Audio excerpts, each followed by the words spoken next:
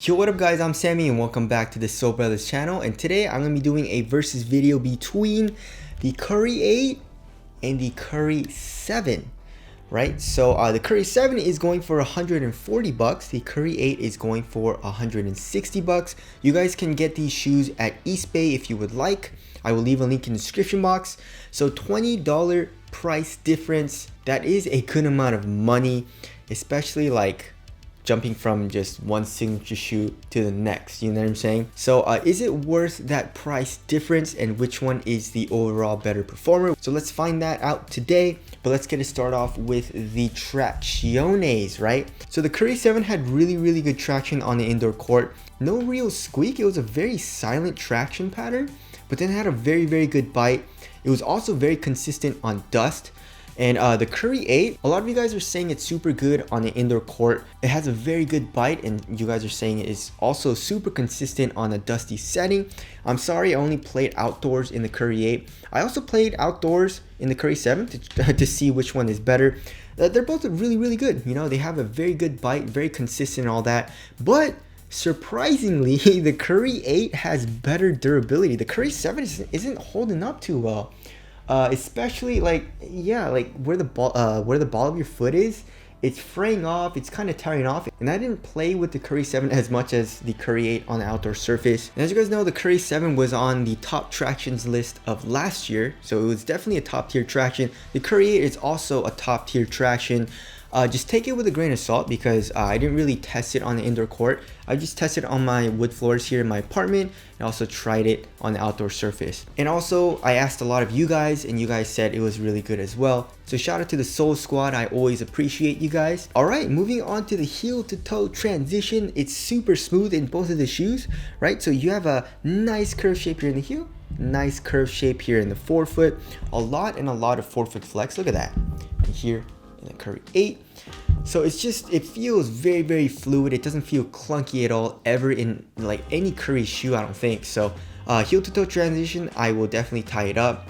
Moving on to the cushioning setup. All right, so the Curry 8 is way better than the Curry 7, right? So the Curry 7 is using a blend of hover and micro G, and I mean, you know, hover and micro G is actually super nice, especially in the runners. But then like when they put it in their basketball shoes, they do something to it where it's super stiff. You don't really feel a whole lot of softness or anything. You don't feel a whole lot of bounce. So yeah, the Curry 7 it's pretty lackluster. The Curry 8 though, with the flow cushion, is super nice. It's soft. You can definitely feel a little bit of compression. Impact protection is definitely better, and it's just as responsive. You know, you don't feel like it's too soft. You don't feel like it's too laggy, and you don't feel slow at all. It's just a soft, responsive cushion with better impact protection than the Curry 7. Also, I would say the court feel is pretty much the same as well. So there's really no downsides to the Curry 8 cushion when compared to the Curry 7. So the Curry 8 has a way better cushion. Alright, moving on to the materials. This is also something the Curry 8 does way better, in my opinion. So the Curry 8 uses a knit material throughout this entire upper. It feels thin, it feels very comfortable, and I just really love the stretchy collar here, and I love the stretchy knit here where the tongue's supposed to be. That kind of just like stretches over your foot. It feels great.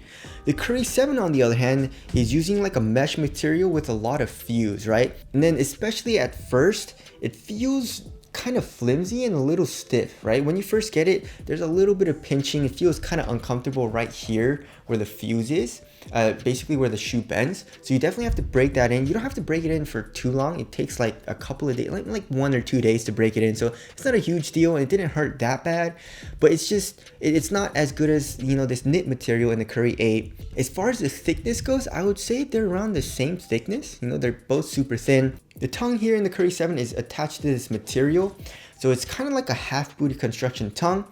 And of course, both of these shoes have a very large heel tab. I would say the Curry 8 comes up a little bit more. They're both super easy to slip on, and you just tighten up your laces and you're good to go. But you know, it's just a little bit more like convenient and a little bit more satisfying to slip it on because of the stretchy collar. You know what I'm saying? But anyways, yeah, I feel like the Curry 8 materials are better. The Curry 7 is still nice once you break it in and all that, and it's minimal, but the Curry 8 feels a little bit more cozy. And like I said, I like the stretchier material on my foot. All right, moving on to the fit. So the Curry 7, I went true to size and it fits me like a glove. And then the Curry 8, I had to go up half a size and it fits me like a glove now. So both of these shoes fit very, very similarly. Just watch out for the sizing for the Curry 8. Make sure to go up half a size. Or if you have a wide foot, I would suggest going up a full size here in the Curry 8 and up half a size here in the Curry 7.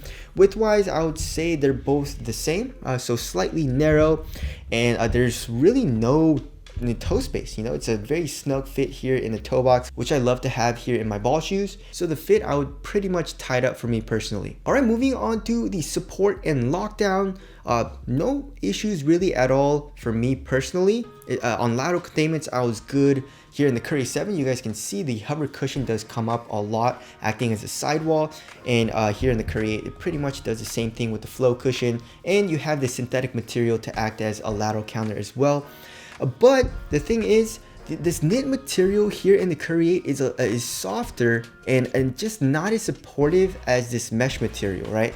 So I felt my foot moving a little bit here in the toe box because, this knit material moves a little bit. And it definitely wasn't an issue. I just noticed a little bit.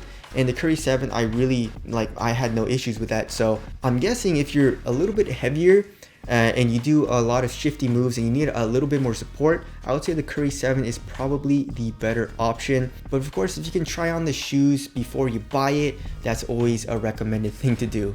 And then as far as lateral stability, let's see which shoe is wider. They're around the same.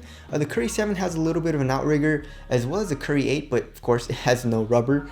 It's just the flow cushion that's protruding out a little bit. So yeah, I had no issues with lateral stability or anything in either of the shoes, so I will tie it up there. All right, moving on to the weight of the shoe. So the Curry 7 is 11.82 ounces, and then the Curry 8 is like 10.83 ounces. So a full ounce lighter than the Curry 7.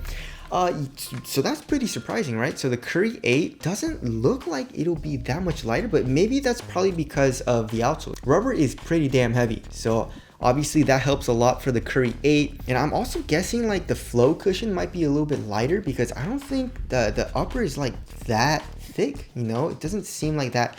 The upper in the Curry 7 adds a whole lot of weight. But anyways, yeah, so the Curry 8 definitely feels a little bit lighter, feels a little bit more smooth and fluid just because it's just a softer material. Maybe it's because the materials are a little bit stiffer as well here in the Curry 7. But anyways, yeah, the Curry 7 was a light and minimal shoe.